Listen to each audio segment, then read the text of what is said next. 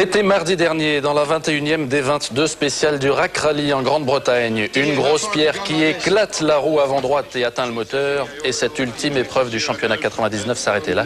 Auriol et son coéquipier Denis Giraudet tenteront de repartir, mais sans succès. Didier Auriol qui est notre invité ce matin, donc merci encore d'être avec nous Didier, c'est un plaisir. Vous ne pouviez pas imaginer pire adieu à Toyota, à votre famille de ces dernières années. Disons, c'est la course, c'est le RAC, c'était un rallye particulièrement difficile, très piégeux. Ce qui s'est passé, on était à environ à 3 km de la fin de la spéciale. Je suis rentré dans un gauche en 6e, très tendu, environ 160 km/h. On est sorti un petit peu large, j'ai raté mon point de corde.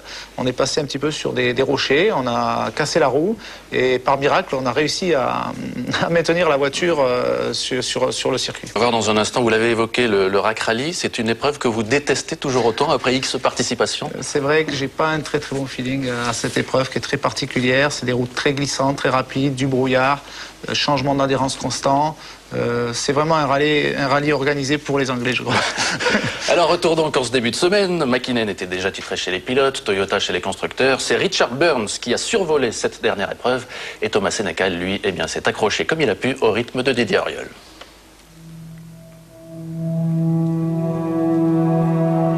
Dans les parcs anglais et les forêts galloises, le brouillard est épais et le fond de l'air est frais. McKinnon chez les pilotes, Toyota chez les constructeurs, les 2 titres mondiaux sont déjà attribués. En Grande-Bretagne, l'événement est donc ailleurs. Ce sont les adieux de Toyota au monde des rallyes. Dernier saut, dernière glissade pour la Corolla que ces équipages aimeraient faire triompher une dernière fois pour marquer en beauté la fin d'une époque. Plus qu'une image, c'est un film, parce que avec des épisodes fantastiques, des souvenirs extraordinaires, c'est clair qu'on ne tire pas un trait sur une collaboration de 6 ou 7 années avec une équipe comme ça. Mais les Toyota vont tomber sur un os, la Subaru de l'anglais Richard Burns. Pour Burns, il reste encore de l'enjeu cette année.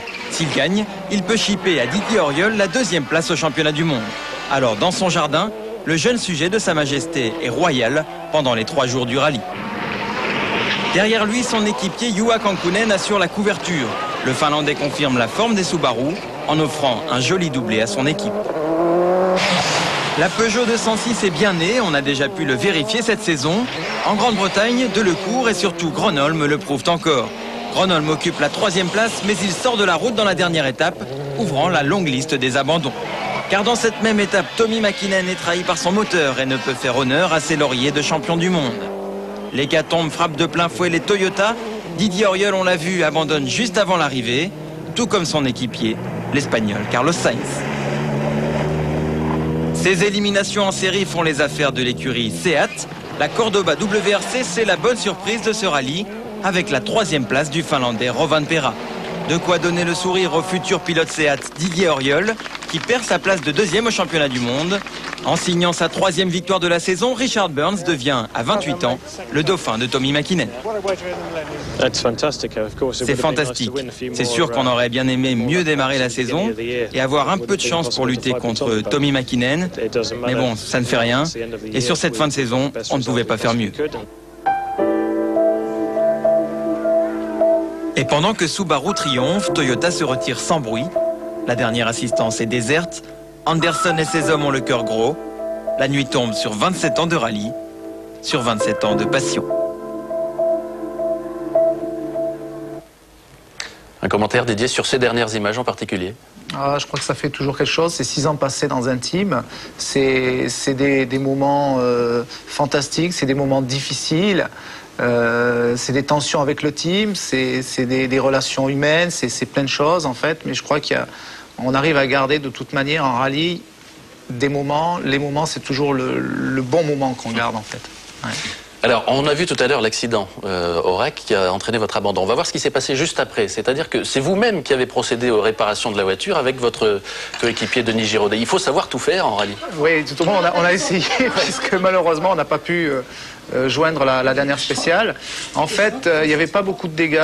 C'était simplement la durite d'eau qui était percée pratiquement au milieu. Alors on a essayé de démonter les durites d'eau, de redresser un petit peu. Et manque de chance, la durite en fait était trop courte et on n'arrivait pas à la serrer des deux côtés. Et dès qu'on mettait le moteur en pression, l'eau fuyait, on arrivait à faire 20 km et il fallait rajouter de l'eau. Et bon, c'était impossible de faire la dernière spéciale. Et à ce moment-là, vous allez apprendre également l'abandon de Carlos Sainz. Donc c'était quand même une mauvaise nouvelle pour Toyota ce rallye, dont on va récapituler maintenant les classements finaux avec donc la victoire de Richard Burns, l'anglais qui gagne pour la deuxième année consécutive en Grande-Bretagne devant son coéquipier Juha Kankkunen. C'est un doublé Subaru. Rovanperä amène sa Seat sur le podium. Ça, c'est une bonne nouvelle pour Didier. Et puis quand même dans les points, il y a Thierry, Loax et Radström, dont 3 pilotes virés donc de leur écurie qui sont dans les 6 premiers. Classement final du championnat des pilotes. Mäkinen était déjà champion. Richard Burns vous chip la deuxième position pour 3 points. Notons que Bugalski est 7e avec 20 points. Et au classement des constructeurs, Subaru vous a presque rattrapé. Mais Toyota, eh bien, avec votre travail et celui de Sainz, donc, a été champion du monde.